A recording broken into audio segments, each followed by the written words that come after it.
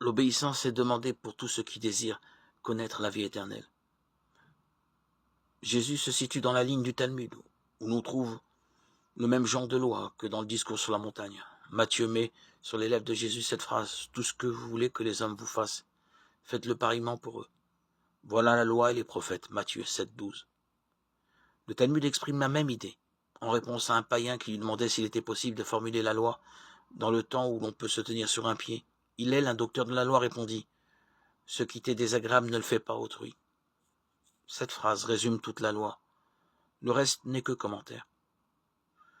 Le païen n'eut pas trop d'efforts à faire pour rester en équilibre. Hélas, cette réponse qui n'est pas sans valeur n'évoque en rien la perspective d'un salut, d'une intervention de Dieu dans la vie des hommes. La loi et son inévitable commentaire, c'est tout. Le stoïcisme n'est pas loin, qui est fondamentalement contraire à l'annonce évangélique. Insérer Jésus dans ce courant de pensée, c'est trouver une interprétation simple au discours. Jésus propose une loi, il sait que cette loi personne ne pourra l'accomplir. Cependant, il est de nature à amener l'homme à de sérieux efforts, du moins l'espère-t-il, en proposant à l'homme de viser l'impossible. Jésus le pousse à un dépassement de soi, à un certain héroïsme. Le peu qui sera réalisé sera mieux que rien. En fait, il s'agit de vaincre.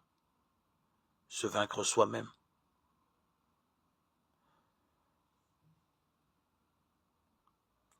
Le bilan de cette interprétation n'est pas totalement négatif.